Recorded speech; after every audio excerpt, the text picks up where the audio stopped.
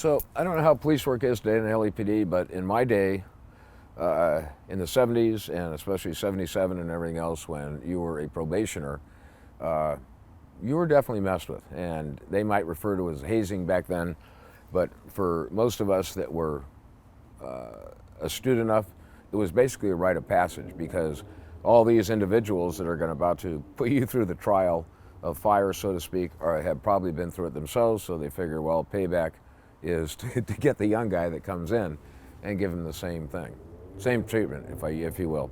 And one of the things that I remember was I had a officer named Bud Jablonski who's passed away. He's a training officer out of Wilshire. Wilshire, very hot division back then in the 70s, probably still is. And they, you go in, you have roll call and everything else, and then the probationer generally is the guy that's given all the low-level jobs.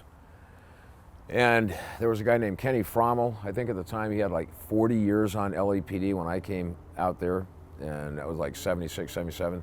He had 40 years on the job already. He was working the kit room, which is where you issue the any kind of handheld radios, shotguns, and so forth. And Bud Jablonski gets out there, and they had sergeants at that time. You do your roll call, you go down, the sergeant would be out by the gas pumps, and they just make sure everybody's getting their stuff squared away, and then they shotgun all the black and whites out. It was mid-PMs that I worked. It was a hot shift.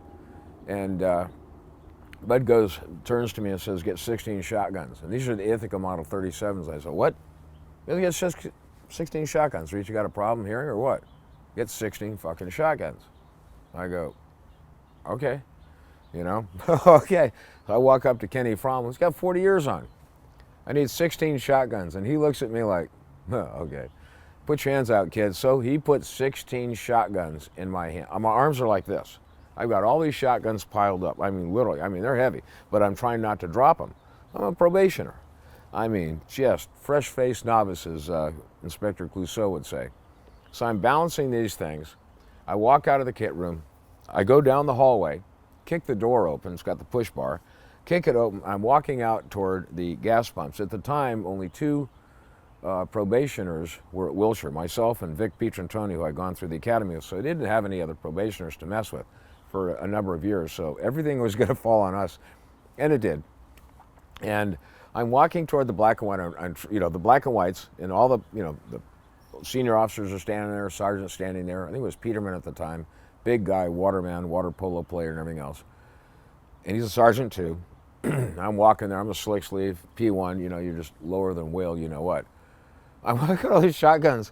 And I walk up, and the sergeant and all these officers are standing around. They know what's going to come. And they said, Peterman looks at me and goes, "What in the hell are you doing, Reitz?" Well, what are you going to say? You're not going to roll. You're not going to say you're stupid. And I can't remember what my response was, but it was promptly something along the lines of, I'm not quite sure, Sergeant. He goes, why would you have that many shotguns? What is your major malfunction? Are you stupid or what? And he's dead serious. And I'm going, then put them back and get to work. I can't believe how stupid you are. Are you kidding me? You only need one shotgun for a black and white. Do you see 16 racks in here? No, you see one. Get out of my effing face. So I have all these shotguns, turn around, walk back in. Frommel's looking at me. Okay, then he's got to check them all back in. And he's taking one off, and then he's taking his time checking off, because remember, this is start of watch, so everybody's shotgunning out except for our car. And of course, by the time he takes his time checking them back in, here's a shop number and everything else, blah, blah, blah.